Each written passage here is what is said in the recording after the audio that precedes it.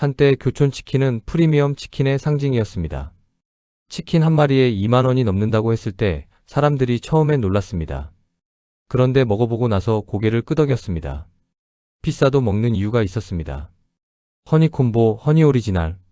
달콤하면서 짭조름한 그 맛이 다른 치킨 브랜드에서는 느끼기 어려운 무언가가 있었습니다. 배달을 시키면 1시간 넘게 기다려야 하는 경우도 있었지만 그래도 주문했습니다. 주말 저녁 교촌치킨 배달이 오기를 기다리는 그 시간이 설레던 분들이 있을 겁니다. 프리미엄이라는 이미지가 있었습니다. 치킨이지만 아무 치킨이 아니라 교촌치킨. 그 이름 자체가 브랜드였습니다.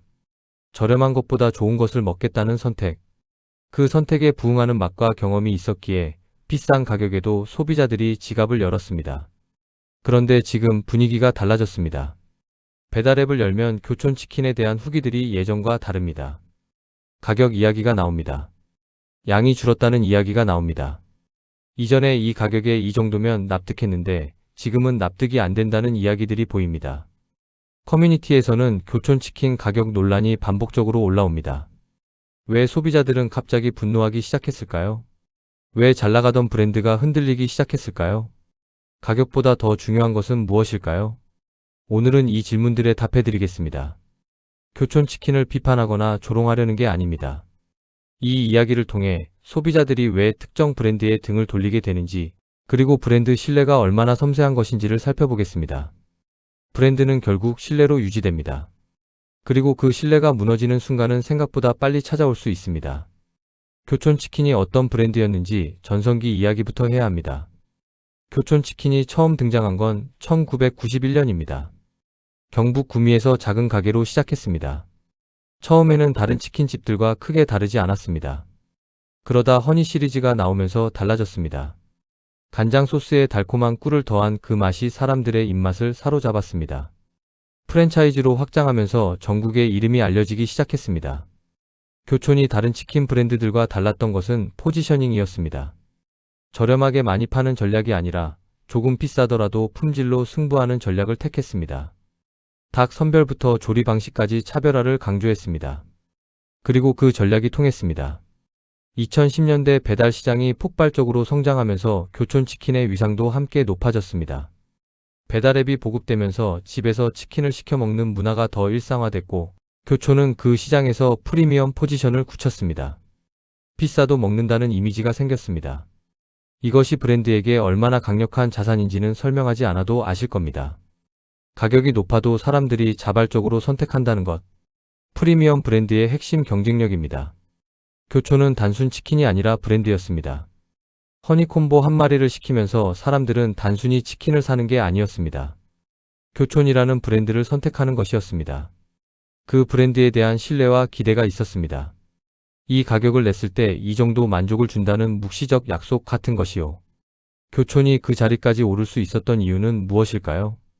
첫째는 맛의 차별화였습니다. 허니 시리즈는 당시 치킨 시장에서 보기 어려운 맛의 조합이었습니다. 간장 베이스에 달콤한 꿀이 더해진 그 맛은 한번 맛보면 기억에 남았습니다. 치킨을 먹고 싶다는 생각이 들 때 자연스럽게 교촌이 떠오르는 이유였습니다. 둘째는 프리미엄 전략의 성공이었습니다. 교촌은 싸게 팔지 않았습니다.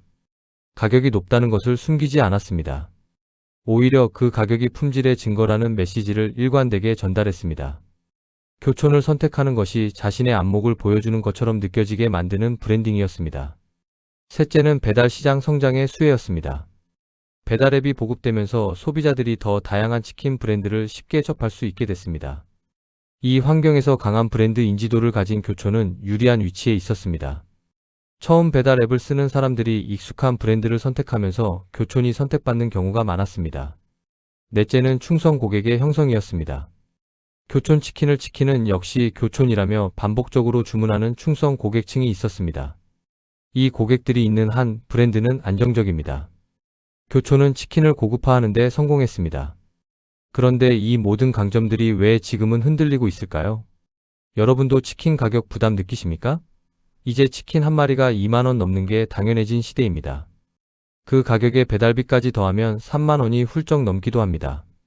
이 비용을 내고 치킨을 시켜 먹으면서 예전과 같은 만족감이 느껴지는지 한번 생각해 보십시오. 소비자들이 등을 돌리기 시작한 이유, 6가지를 살펴보겠습니다. 첫 번째는 반복되는 가격 인상의 피로감입니다. 사람들은 가격보다 또 올랐네에 더 민감해졌습니다. 한 번의 가격 인상은 납득할 수 있습니다. 원자재 가격이 올랐고 인건비가 올랐고 물가가 올랐습니다. 이 설명이면 어느 정도 이해가 됩니다. 가격이 오르는 것 자체를 좋아하는 사람은 없지만 이유가 납득되면 수용할 수 있습니다. 문제는 반복입니다. 한 번, 두 번, 세 번. 가격 인상이 반복될수록 소비자들의 피로감이 쌓입니다. 또? 라는 반응이 나오기 시작합니다. 그리고 이 또? 가 누적되면 이제 그만 먹어야겠다로 이어집니다. 교촌치킨의 가격은 꾸준히 올랐습니다. 한 번 올릴 때마다 재료비와 물가를 이유로 들었습니다. 그 이유 자체는 사실이었습니다. 하지만 소비자들이 체감하는 것은 그 이유보다 내가 내는 돈이 계속 늘어나고 있다는 사실입니다. 이 체감의 누적이 브랜드에 대한 감정을 바꿔놓기 시작했습니다. 두 번째는 배달비와 추가 비용의 문제입니다. 치킨 한 마리를 시킬 때 실제로 내는 돈을 계산해 보신 적 있으십니까? 메뉴 가격이 22,000원이라고 합시다. 거기에 배달비가 3,000원에서 5,000원이 붙습니다. 소스를 추가하면 또 몇백 원, 몇천 원이 붙습니다. 쿠폰이 없으면 그냥 다 냅니다. 결제 화면에서 최종 금액을 보는 순간 예상보다 많이 나왔다는 느낌이 듭니다. 이 순간의 당혹감이 중요합니다. 배달비는 교촌만의 문제가 아닙니다. 배달 플랫폼 구조의 문제입니다. 하지만 소비자 입장에서는 교촌치킨을 시켰더니 이만큼 나왔다는 경험이 됩니다. 그 경험이 브랜드에 대한 감정에 영향을 미칩니다. 배달비가 처음 생겼을 때 소비자들은 어느 정도 이해했습니다. 배달 기사에게 비용이 드는 건 사실이니까요. 그런데 배달비가 계속 오르고 거기에 메뉴 가격도 오르고 추가 옵션 비용까지 더해지면서 치킨 한 마리의 체감 가격이 많이 올라갔습니다. 세 번째는 가격 꼼수 논란입니다. 소비자는 가격보다 속았다는 느낌에 분노합니다.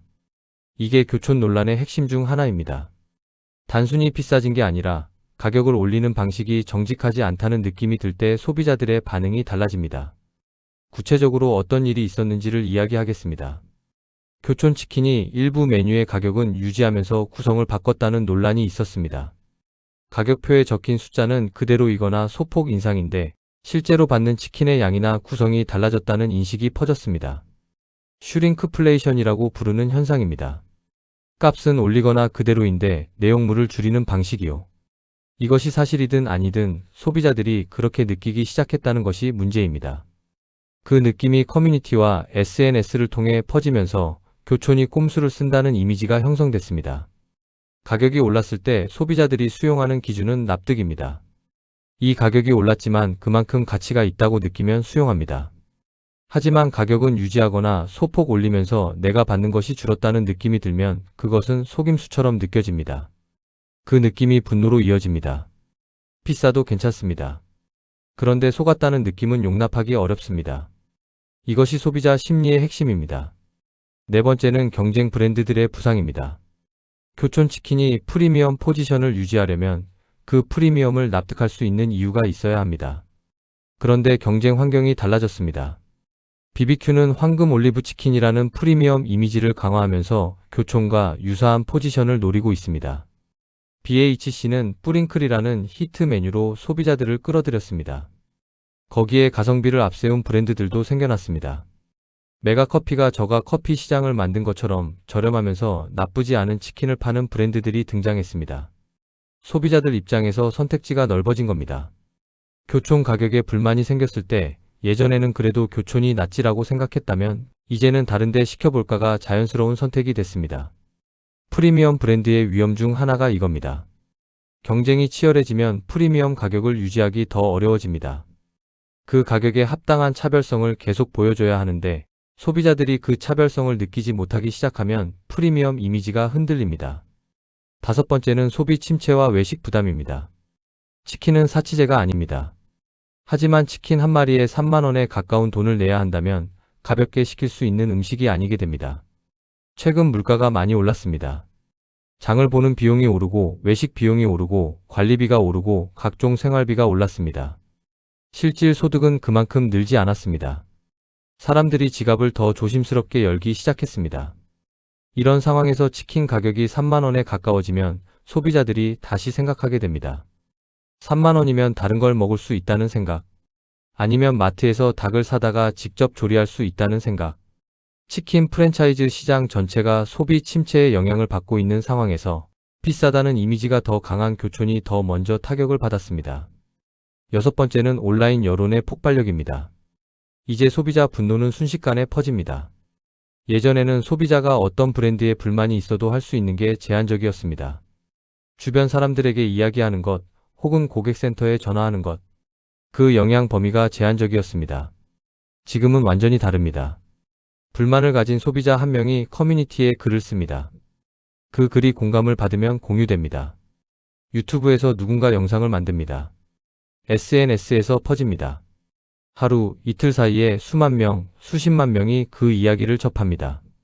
교촌치킨 가격 논란이 커진 것도 이 구조 때문입니다. 처음에는 몇 명의 소비자들이 느낀 불만이었습니다.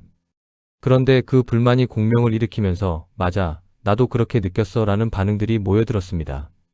그리고 그 모인 반응이 기사가 되고 또 퍼지고 브랜드 이미지에 영향을 미칩니다. 기업 입장에서 이 온라인 여론의 속도가 무섭습니다. 예전에는 잘못된 것이 있어도 대응할 시간이 있었습니다. 지금은 그 시간이 매우 짧습니다. 대응이 늦으면 이미 여론이 굳어버립니다. 이 과정이 반복되면 브랜드에 어떤 일이 벌어질까요? 브랜드는 신뢰를 잃는 순간 흔들리기 시작합니다. 신뢰란 무엇일까요? 소비자와 브랜드 사이의 묵시적인 약속입니다. 이 가격을 냈을 때 이 정도의 경험을 기대할 수 있다는 믿음. 이 브랜드를 선택하면 그 선택이 실망스럽지 않을 것이라는 확신. 교촌치킨에 대한 소비자 신뢰가 흔들리기 시작했다는 건 이 묵시적 약속이 지켜지지 않는다는 느낌이 생겼다는 뜻입니다. 이전에는 교촌의 가격이 높아도 그 가격에 납득할 수 있는 이유가 있었습니다.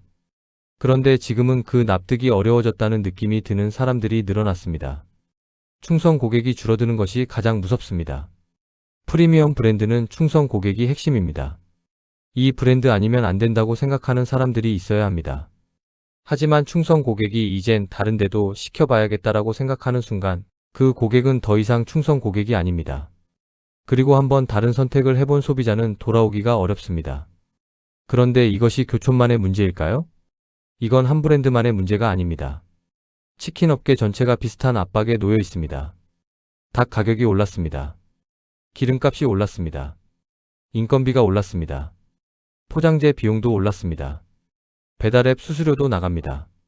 이 모든 비용이 올랐는데 그 비용을 메우려면 가격을 올려야 합니다. 하지만 가격을 올리면 소비자들이 이탈합니다. 가격을 올리지 않으면 가맹점 수익이 줄어듭니다. 이 사이에서 프랜차이즈 본사가 어떤 선택을 하더라도 어딘가에 부담이 생기는 구조입니다. 배달앱 구조도 문제입니다. 배달앱이 없으면 고객에게 닿기 어렵고 배달앱을 쓰면 수수료와 배달비가 붙습니다. 이 비용은 결국 소비자 가격에 반영됩니다. 치킨 가격이 오르는 건 교촌의 욕심만이 아니라 배달 생태계 전체의 비용 구조와 연결돼 있습니다. 하지만 소비자들은 그 구조를 세세하게 분석하면서 소비 결정을 내리지 않습니다. 지금 내가 내는 돈이 납득되는지 받는 것이 그 가격에 합당한지를 느낌으로 판단합니다. 그 느낌이 부정적이면 이유를 막론하고 선택을 바꿉니다. 그렇다면 앞으로 살아남는 브랜드는 어떤 특징을 가질까요? 가격 인상이 불가피한 환경에서도 소비자 신뢰를 유지하는 브랜드들이 있습니다. 그 공통점이 있습니다. 가격에 대한 솔직함입니다. 가격을 올릴 때 이유를 명확하게 설명하는 브랜드, 꼼수 없이 직접적으로 가격을 올리고 그 이유를 투명하게 밝히는 브랜드가 신뢰를 유지합니다. 소비자들은 비싸지는 것보다 속임수에 더 민감합니다. 브랜드 진정성입니다. 가격이 올라도 이 브랜드가 추구하는 가치가 변하지 않는다는 믿음을 주는 브랜드. 단순히 돈을 더 받으려는 게 아니라 그 가격에 맞는 품질과 경험을 제공하려 한다는 믿음. 가성비와 만족감의 균형입니다. 프리미엄이라는 포지션을 유지하려면 그 프리미엄을 납득할 수 있는 차별성이 계속 있어야 합니다. 가격이 오를수록 그 차별성을 더 명확하게 보여줘야 합니다. 소비자와의 소통입니다. 논란이 생겼을 때 어떻게 대응하느냐가 중요합니다. 침묵하거나 회피하면 소비자들의 부정적인 상상이 채워집니다. 솔직하게 소통하고 문제를 인정하고 개선하려는 모습을 보이는 브랜드가 위기에서 신뢰를 회복할 수 있습니다. 오늘 이야기를 마무리하겠습니다. 이제는 제품보다 신뢰를 파는 시대입니다. 교촌치킨 논란이 우리에게 가르쳐 주는 것은 치킨 가격 이야기가 아닙니다. 소비자와 브랜드 사이의 신뢰가 얼마나 섬세하고 중요한 것인지를 보여주는 이야기입니다. 소비자는 점점 더 똑똑해지고 있습니다. 스마트폰으로 가격을 비교하고 후기를 읽고 커뮤니티에서 정보를 나눕니다.